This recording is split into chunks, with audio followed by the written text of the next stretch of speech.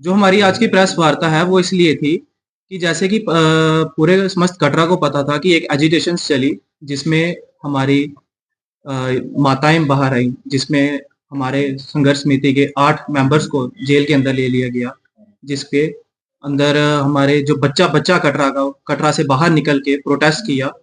फिर उसी के जैसे कि देखा गया कि शॉप्स बंद रही, ढाबास बंद रहे, होटल भी कहीं ना कहीं बंद होने की कगार में आ चुके थे। तब हमारे कटरा में 31 तारीख को डिवकॉम जी आते हैं और वो हमें बोलते हैं कि आपका जो अनशन किया था, जो कटरा के लोगों ने, जो कटरा के बच्चों ने, उनको ये बताया गया कि आप अपना अनशन खोल दो, जिससे जो संघर्ष समिति के 18 मेंबर्स हैं उनको बाहर कर दिया जाएगा और जो कटरा का जो गंडोला का जो काम लगा हुआ है उसको 3 महीने के लिए कहीं ना कहीं रद्द कर दिया जाएगा, जब तक हम टेबल टॉक्स पे होंगे। उसके बाद अगले दिन जैसे कि हमें प्रशासन ने जैसे बोला वैसे हमने कटरा वालों ने उनकी बात मान ली, हमने एक कटरा खोल दिया।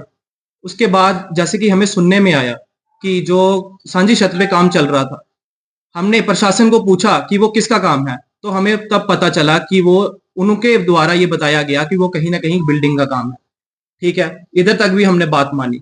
फिर हमें पता लगा कि उसको टीन की कवरिंग कर दी गई, हम तब भी चुप रहे। फिर उधर से बताया गया कि ये किसी और चीज का काम है। हम ऑन कैमरा ये पूछना चाहते हैं, अगर वो किसी और चीज का काम है तो हमें उसका टेंडर दिखाया जाए। दूसरी बात ये थी कि जो इधर के जो हमें जो कटरा के लोगों को या आगे पीछे के लोगों को ये बताया जा रहा है कि ये सेंटर का प्रोजेक्ट है, तो हम ये सेंटर का प्रोजेक्ट ये पूछना चाहते हैं, अगर ये सेंटर का प्रोजेक्ट है तो श्राइन बोर्ड ने इसका टेंडर क्यों निकाला है? एक हमें इसका जवाब दिया जाए। और तीसरी बात, जो सेंटर का जो प्रोजेक्ट है उसमें 18 गंडोले हैं, जो जेएंडके में 18 गंडोले दिए गए हैं, उसमें कहीं भी श्राइन बोर्ड का जो ये प्रोजेक्ट है, रोपवे का प्रोजेक्ट है, ये कहीं भी दिखाया नहीं गया है।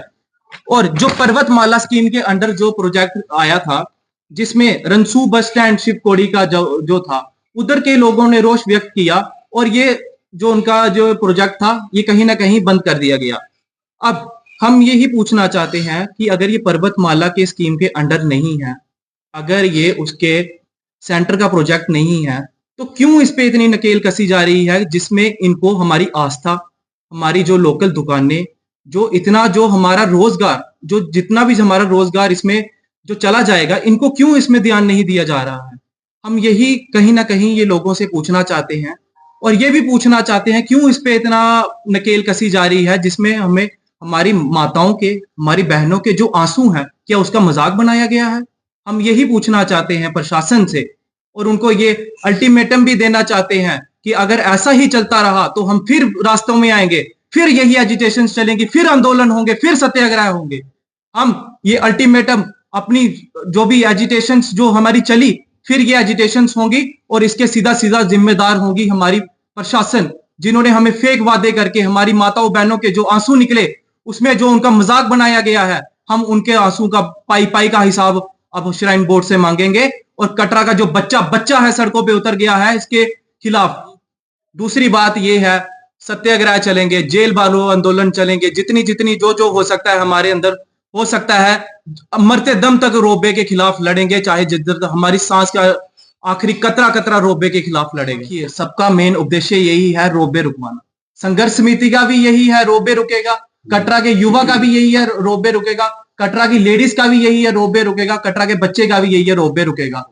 और रोक के हम दिखाएंगे अब हम अपनी एडमिनिस्ट्रेशन को कि रोपवे रुकेगा।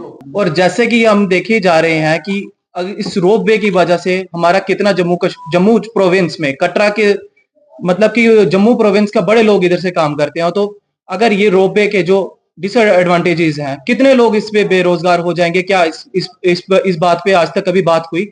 आप देखा जाते हैं कि जम्मू कश्मीर में 32% ऑफ अनएम्प्लॉयमेंट रेट हो चुका है, तो उसका जिम्मेदार कौन है? अगर ये रोपवे लगता है तो कितने बच्चे अनएम्प्लॉयमेंट हो जाते हैं? हमारी जो आस्था के एंगल से देखा जाए, अगर कल को ये रोपवे लगा देते हैं तो कौन जाएगा बाणगंगा में, कौन जाएगा चरण पादुका में, कौन जाएगा अर्धकुंवारी में?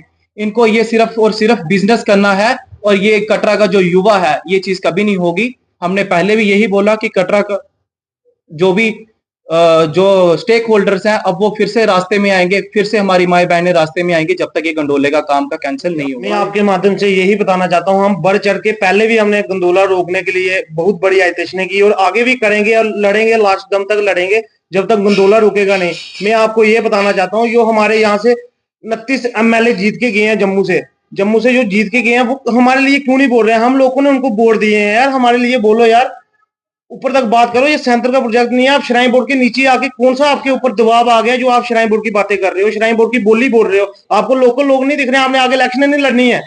हम लोगों ने आपको जिताना है, आगे भी जिता के भेजेंगे अगर आप हमारा साथ दोगे।